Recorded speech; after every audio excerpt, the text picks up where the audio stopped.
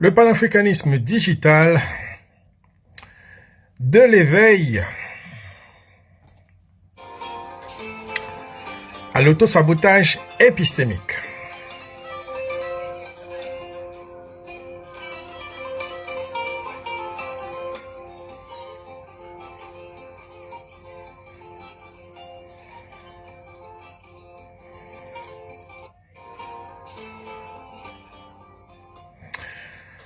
Bienvenue dans ce nouvel épisode des podcasts coafrologiques consacrés à l'avenir du panafricanisme. Le rêve d'unité porté par les pères fondateurs comme Kwame Nkrumah et Fanon a trouvé le cyberespace, un outil de mobilisation inégalé. Des millions de jeunes de la diaspora au continent s'éveillent à la cause de la souveraineté. Mais cette vitalité cache une profonde crise. Au lieu du débat structuré, nous assistons trop souvent à un acharnement ad hominem, à la diffamation, aux insultes et à ce que l'on pourrait appeler le panafricanisme des insultes. La question est simple mais douloureuse. Comment une idéologie qui prône la solidarité et la dignité en est-elle arrivée à s'auto-saboter? Et surtout, comment cette pratique, souvent menée par des intellectuels porteurs de titres honorifiques, nuit-elle à la condition existentielle des Africains et descendants africains, la CEADA? Aujourd'hui, nous allons décortiquer l'échec épistémique de cet activisme et son rôle dans ce que nous appelons la révolution néocoloniale projective. Segment 1, la trahison de la fonction intellectuelle. Le premier choc, c'est l'asymétrie du débat. D'un côté, le leader africain au pouvoir est contraint par la réserve institutionnelle. Il ne peut décemment pas répondre sur les réseaux sociaux à l'insulte ou à l'attaque personnelle. De l'autre, l'activiste intellectuel jouit d'une liberté totale, masquant parfois derrière l'agressivité d'une ambition politique inassouvie. Quand un professeur ou un docteur utilise l'insulte comme méthode, il ne fait pas que critiquer un individu, il trahit la fonction même de l'intellectuel. L'épistémé, la quête de la vérité par l'argumentation, se voit alors sacrifiée. L'énergie est détournée. Au lieu de proposer des plans complexes pour la dette ou la sécurité, elle est gaspillée dans la destruction du caractère de l'adversaire. Pire, ce modèle envoie un signal dévastateur aux jeunes. Il leur apprend que la validité d'une position se mesure à sa violence verbale plutôt qu'à sa rigueur factuelle. C'est un sabotage de l'éducation démocratique. Segment 2, le risque de l'autosabotage épistémique. Cette crise n'est pas qu'une question de bonne manière, c'est une crise stratégique. Le panafricanisme, dans son essence, vise l'unité africaine comme rempart contre l'impérialisme.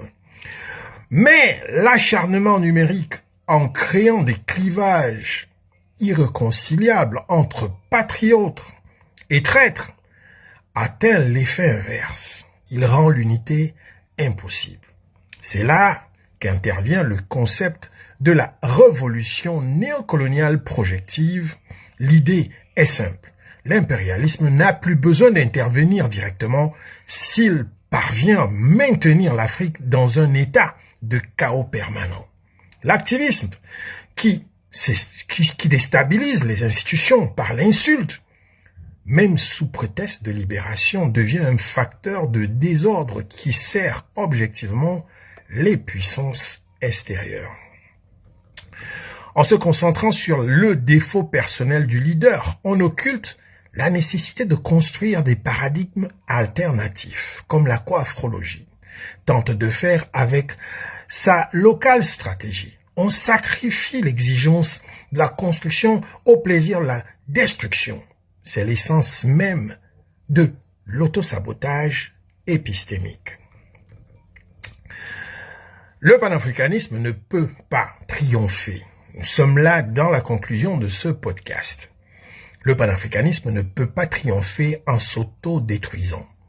Le chemin vers la souveraineté et la restauration de la CEEADA passe nécessairement par une réaffirmation éthique. Il est urgent que l'intellectuel africain redevienne un éclaireur, un médiateur et non un simple agitateur.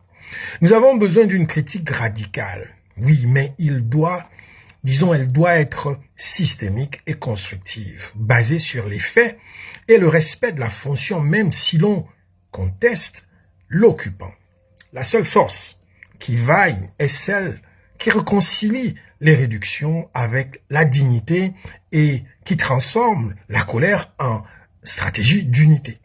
C'est à cette condition que le rêve panafricain cessera d'être un marasme pour devenir un projet de gouvernance crédible pour le XXIe siècle.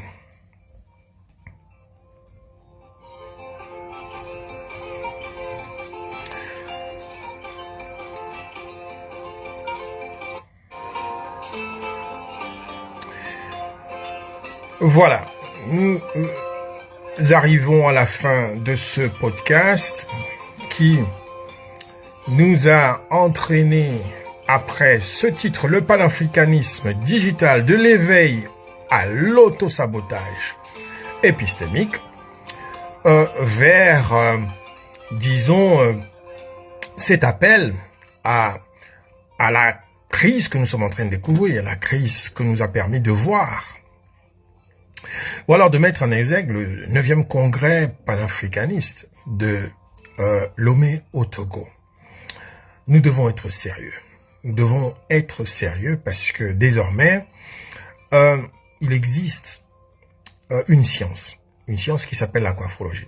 Mais aussi, il existe des Africains conscients qui veillent vraiment au grain pour que certains ne sautent pas sur les opportunités qu'offre la situation de marasme dans laquelle l'Afrique se trouve pour essayer de jouer le jeu que les impérialistes et les colonisateurs jouent.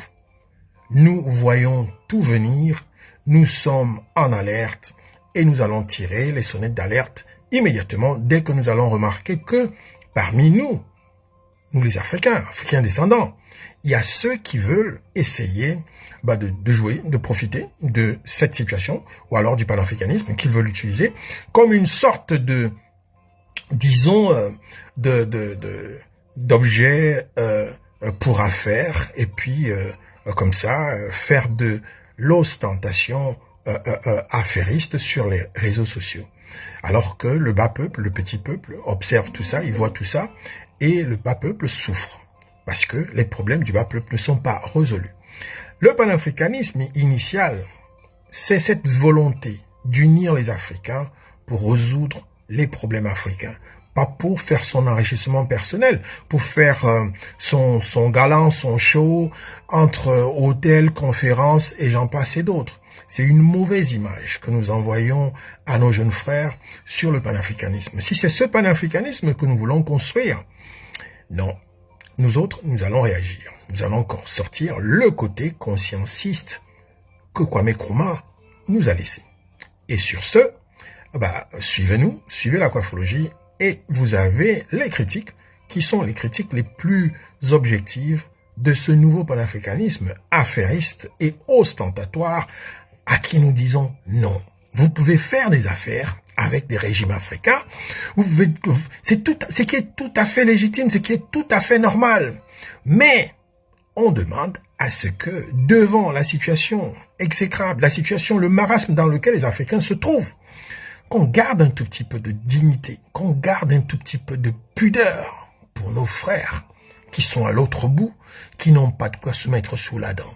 Alors, toutes ces agitations d'immaturité par rapport à des conférences, par rapport à des rapports, des travaux qu'on fait avec des gouvernements ou je ne sais pas quoi, il faut qu'on sorte de cet aventurisme d'une autre époque. Le panafricanisme que nous autres, nous sommes en train de dessiner, c'est pas ça.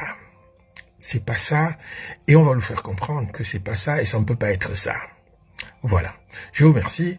On se dit à très bientôt. Je suis Mpeka Ntonga, Métilame Yodi, le fondateur de la coiffrologie, la nouvelle science panafricaine pour la restauration, la justice, la dignité. Le nouvel ordre africain mondial. Voilà. Il fallait bien que quelqu'un parle de ça. Et nous sommes en train de le dire et nous sommes en train de mettre sur pied justement les conditions pour que le nouvel ordre africain commence à être pris en considération. Allez, on se dit à très bientôt. Ubuntu Kama. Allez, ciao, bye, au revoir.